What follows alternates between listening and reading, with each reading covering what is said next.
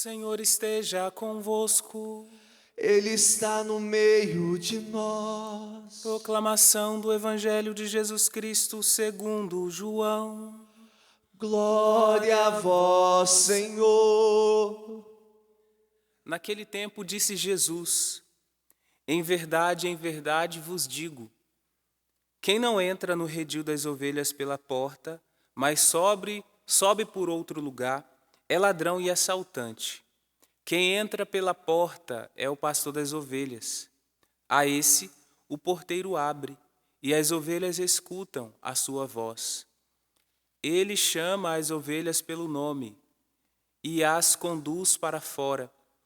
E depois de fazer sair todas as que são suas, caminha à sua frente, e as ovelhas o seguem, porque conhecem a sua voz. Mas não seguem um estranho, antes fogem dele, porque não conhecem a voz dos estranhos.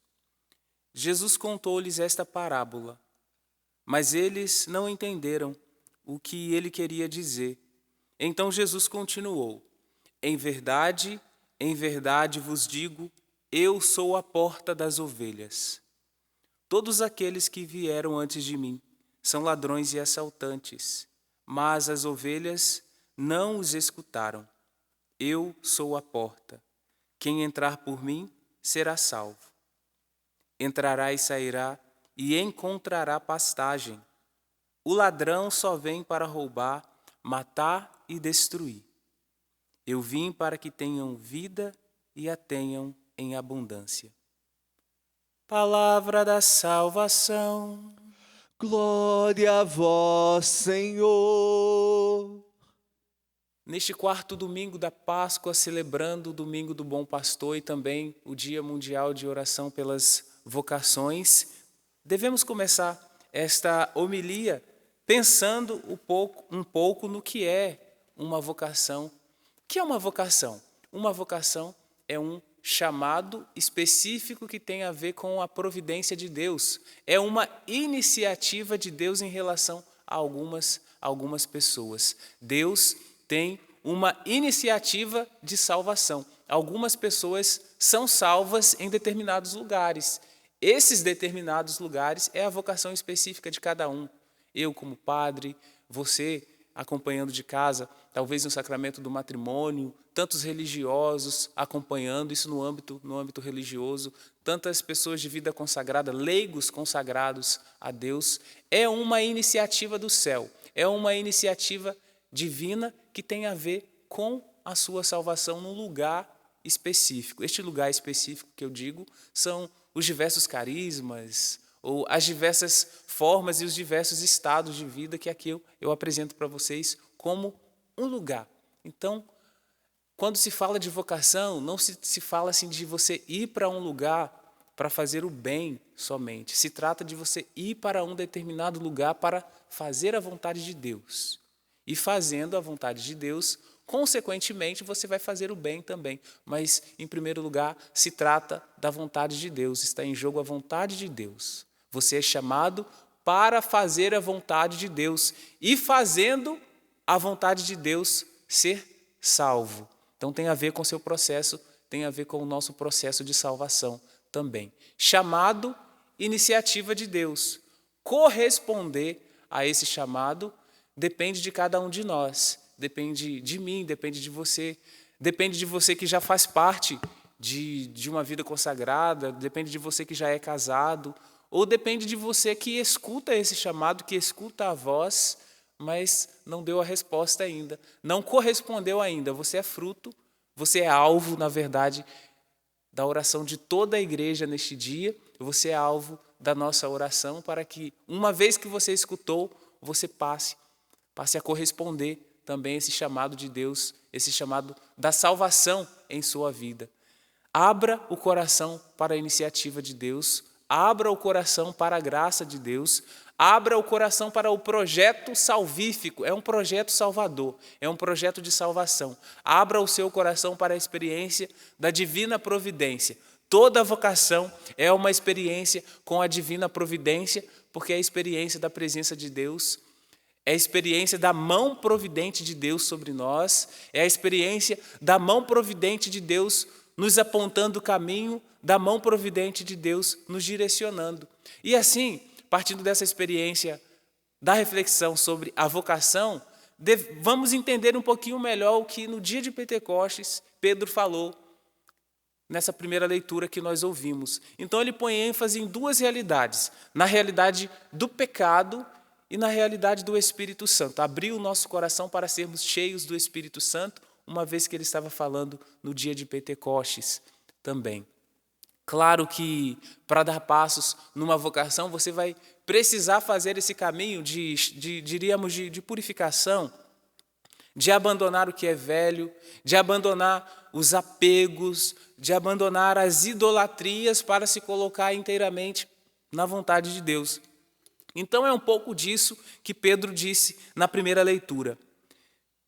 O perdão dos pecados e o dom do Espírito Santo te alcançará. Isso está em Atos dos Apóstolos, no versículo 2. Então, o Espírito Santo que ele menciona nesse texto, ele mesmo se oferece a nós como dom, porque o nome do Espírito Santo é dom, ele se oferece a nós e é oferecido pelo Pai e pelo Espírito. Existe toda a participação da Trindade nesse processo. O Espírito Santo se oferece a você nessa homilia, o Espírito Santo se oferece a você pela palavra eterna que você escuta, porque é a palavra da salvação, que é a palavra do céu, que é a palavra de Deus, que é a palavra que nos transforma, que é a palavra que nos salva, que é a palavra que nos supera, a palavra de Deus nos supera. Então, pela palavra de Deus, nós podemos e devemos também fazer a experiência com o Espírito Santo, que se oferece, ele se oferece, e ele é oferecido pelo Cristo, aqui simbolizado nesses dias pascais, pelo círio pascal, que foi aceso na grande celebração da vigília de Páscoa, a vigília pascal. Essa chama é a chama do Cristo. Então, essa chama recorda também o Espírito, o Filho oferece o Espírito, o Pai oferece o Espírito a nós, cujo nome é dom. É dom porque é oferta, é dom porque é de graça. É dom porque está aí. E nós devemos abrir o nosso coração e permitir que ele realize as transformações necessárias. Só assim, na nossa vida cotidiana, na vida de vocação, mais no âmbito religioso, no âmbito que eu apresentei para vocês, no âmbito também dos sacramentos, mas eu gostaria de incluir neste âmbito, uma vez que estamos falando neste domingo do Bom Pastor das vocações também os profissionais. Nesse tempo, os profissionais da área de saúde, não deixa de ser uma vida de dedicação. Você precisa se dedicar ao próximo, você precisa fazer o bem, mas já se perguntou se o seu processo, o projeto salvífico de Deus para você, também não passa por esses cuidados que você deve realizar na vida dessas pessoas que vêm até você, pessoas sofridas, pessoas necessitadas, pessoas que não têm nada, pessoas que estão nos corredores abandonadas, pessoas que chegam aí maltratadas, feridentas, feridas, não ferida interior que eu estou falando, é ferida exterior mesmo. Então, eu quero apresentar nessas nossas orações, pelas vocações também, esses profissionais que se doam. Quantas pessoas que se dedicam inteiramente no cuidado de pessoas idosas, cuidam das pessoas idosas à noite, em casa, vai lá e se dedica como se fosse um filho ou uma filha. Será que o projeto salvífico de Deus na sua vida também não passa por essa experiência de doação, por essa experiência de entrega? Quantas pessoas não ainda se atinaram, não abriram a consciência para ver que a salvação de Deus vai para além do momento que você para rezar apenas, mas nesses momentos que você exerce uma profissão, Deus age também, porque Deus é Deus em todo tempo, você é cristão a todo tempo, você é um batizado a todo tempo. Então, todo tempo é lugar e momento propício para que a graça de Deus age em sua vida.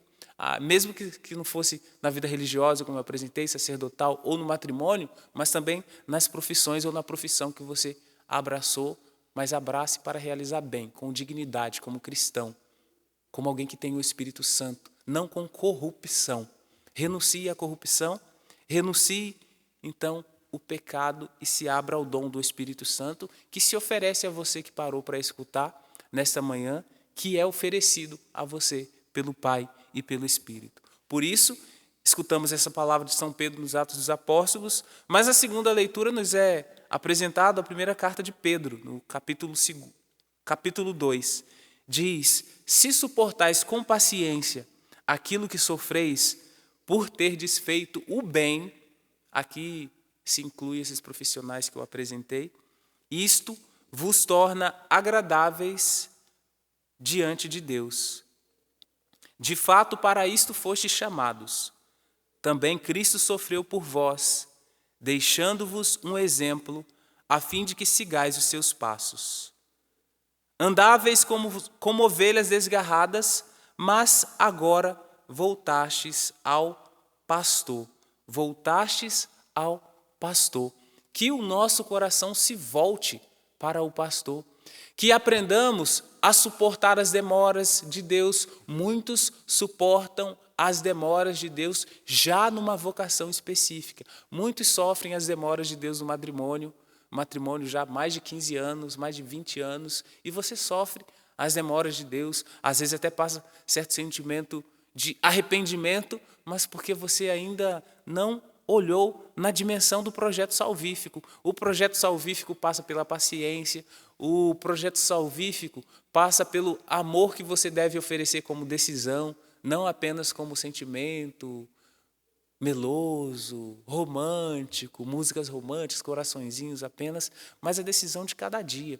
A decisão de cada dia acertar, a decisão de cada dia permanecer na escolha, a decisão de cada dia educar bem os filhos na fé da igreja, ensinar o que é certo, diante de uma enxurrada de realidades contrárias à fé, você permanecer firme, você e seu cônjuge, seu esposo, a sua esposa. O projeto salvífico passa por isso, não de escolher o que é aparentemente mais fácil.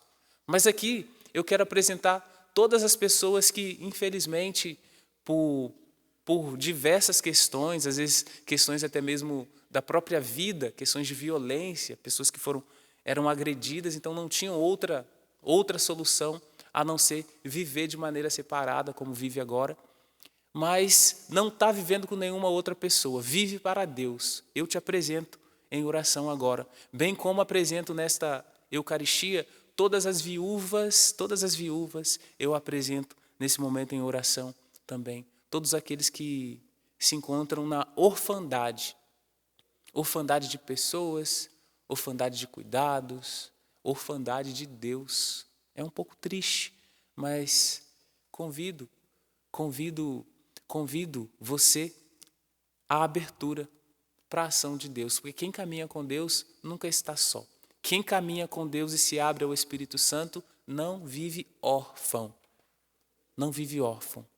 Então, que o Espírito venha sobre nós e nos ajude, como vimos neste Evangelho e também no Salmo, o Salmo que cantou sobre o pastor, que nos conduz, que nos direciona, né, pelos caminhos corretos, que nos tira das garras do lobo malvado, que nos afasta dos ladrões, que assim também nós vivamos essa realidade que vimos presente no Evangelho. Não queremos seguir a voz de um estranho, mas queremos fugir, porque a voz que nós conhecemos é a voz do pastor. E é a voz do pastor que nós queremos obedecer. Obedeceremos à voz do pastor, como o que percebemos no Salmo deste domingo: o Senhor é o pastor que me conduz, para as águas repousantes me encaminha, não me falta coisa alguma. Ele me guia no caminho mais seguro. Você pode fechar os seus olhos por um instante no final desta homilia e repetir: Ele me guia no caminho mais seguro. Seja no caminho da vocação que nós refletimos, seja no caminho da sua profissão, seja em casa, seja da forma que você vive hoje, Ele me guia no caminho mais seguro. Ele me guia no caminho mais seguro. Louvado seja nosso Senhor Jesus Cristo.